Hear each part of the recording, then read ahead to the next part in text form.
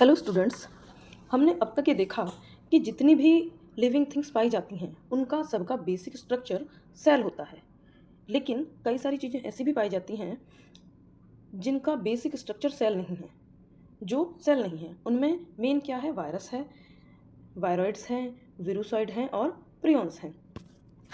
अब एक स्ट्रक्चर हो गई वायरस, और उसके अलावा जो बाकी स्ट्रक्चर्स बची उनको बोलते हैं सब वायरल स्ट्रक्चर्स या सब वायरल एजेंट। अब इनको सब वायरल एजेंट क्यों बोला जाता है? देखें कि हमने ये पढ़ा था कि जो वायरस है वो दो चीज़ों से मिलकर बना होता है, डीएनए या आरएनए और प्रोटीन। इसके मेन कंपोनेंट हैं जिससे वायरस मिलकर के बना होता है। लेकिन जो वायरॉइड्स, विरुसॉइड्स और प्रियॉन्स हैं उनमें वायरस का कोई एक कंपोनेंट नहीं पाया जाता है, तो इसलिए इनको सब वायरल एजेंट कहा जाता है। जैसे हमने ये पढ़ा कि वायरस में बाहर प्रोटीन की कवरिंग होती है और अंदर क्या होता है? डीएनए या आरएनए होता है। लेकिन जो वायरॉइड्स, विरुसॉइड और प्रियॉन्स हैं उनमें कोई एक कवरिंग नहीं होती है, कोई एक चीज़ नहीं होती है। या तो डीएनए या आरएनए नहीं होगा, केवल प्रोटीन होगा बाहर वाला स्ट्रक्चर, या फिर जो प्रोटीन की कवरिंग है ये नहीं होगी और अंदर का आरएनए होगा। अब हम सबसे पहले पढ़ेंगे वायरॉइड्स के बारे में। वायरॉइड्स क्या होते हैं?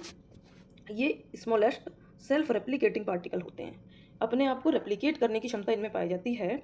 और वायरॉइड्स में जो इन्फेक्शियस एजेंट है वो आरएनए पार्टिकल होता है। कहने का मतलब ये है, जो हमारा वायरस है, वायरस के अंदर डीएनए या आरएनए होता है।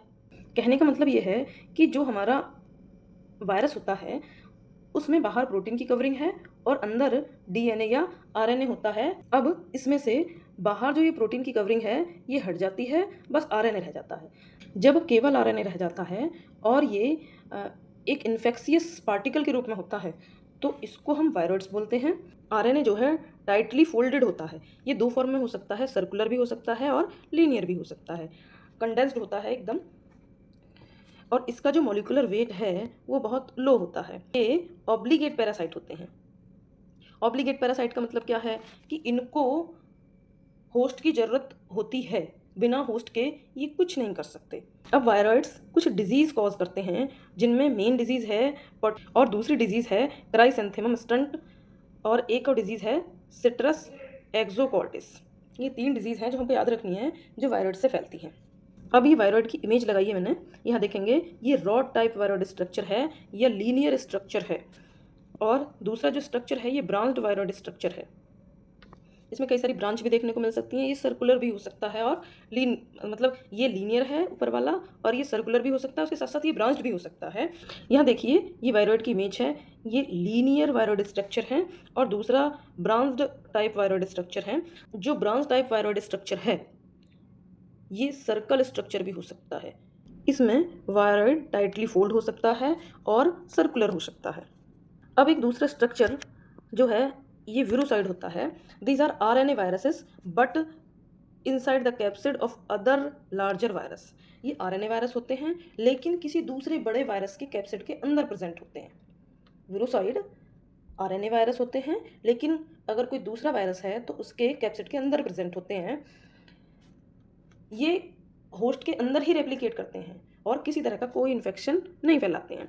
दे replicate with in the host and do not cause an infection.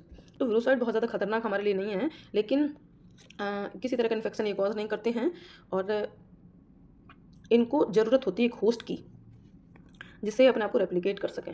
ये देखिए विरुसाइड का स्ट्रक्चर है इस तरह का जो यहाँ दिखाया गया है। मेनली आरएनए से बने होते हैं विरुसाइड। अब आगे हम देखेंगे प्रियॉन्स के बारे में। प्रियॉन्स जो हैं वो प्रोटीनेसियस इन्फेक्शियस पार्टिकल होते हैं, प्रोटीन के बने इन्फेक्शियस पार्टिकल होते हैं। ये देखिए वायरस का बाहर का खोल है, कैप्सिड बोलते हैं हम जिसको, और अंदर जो है जेनेटिक मटेरियल होता है।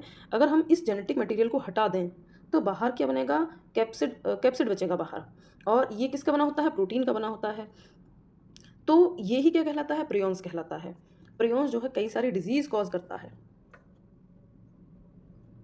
अब इन डिजीज़ में पहली जो डिजीज़ है वो है कुरू डिजीज़। कुरू डिजीज़ ऐसी स्पीसीज में देखने को मिलती हैं जो कैनाबिलिज्म शो करती हैं। अब कैनाबिलिज्म क्या है? अपनी ही प्रजाति को खाना कैनाबिलिज्म होता है। जैसे आपने आदमखोर के बारे में सुना होगा। आदमखोर क्या होते हैं? वो अपनी ही स्पीसीज को खा जाते हैं। जैसे इंसान हैं तो इंसानों को ही खाना शुरू कर देते हैं वो। तो ये जो बीमारी है कुरु, ये न्यू गिनिया एक आइलैंड है, वहाँ देखने को मिली 1950 से लेकर 1960 के दौरान। और यहाँ क्या था कि यहाँ खाने की कुछ कमी थी और उसके चलते जो लोग थे वो जली हुई लाशों को ही खाना शुरू कर देते थे। इन लाशों में बहुत से इन्फेक्शियस प्रोटीन होते थे, जिसकी वजह से इनमें ये इन्फेक्शियस प्रोटीन चले जाते थे।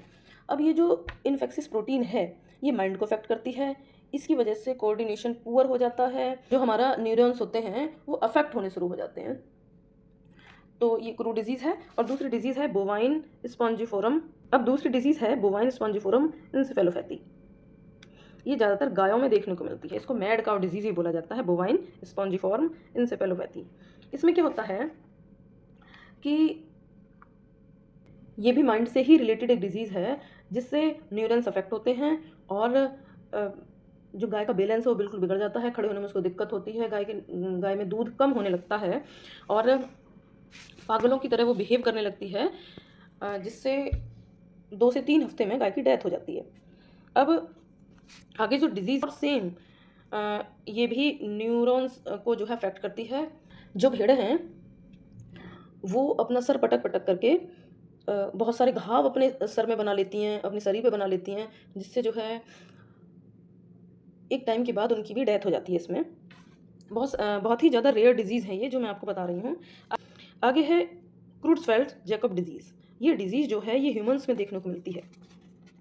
अब इस डिजीज़ में क्या होता है, इसमें भी नर्वस सिस्टम अफेक्ट होता है ह्यूमंस का और मेमोरी लॉस हो जाती है। सोच नहीं पाता कि आदमी उसे क्या करना है।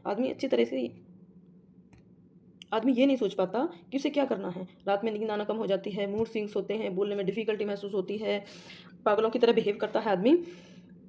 ये जो बीमारी है इंसानों में कच्चा मीट खाने से आ जाती है। कई बार मीट को अगर पका करके सही से ना खाया जाए तो उसमें कुछ इन्फेक्शियस प्रोटीन हो सकते हैं और जो ह्यूमंस में डिजीज़ कॉज कर सकते हैं। दिस इज़ ऑल अबाउट सब वायरल एजेंट। Thank you.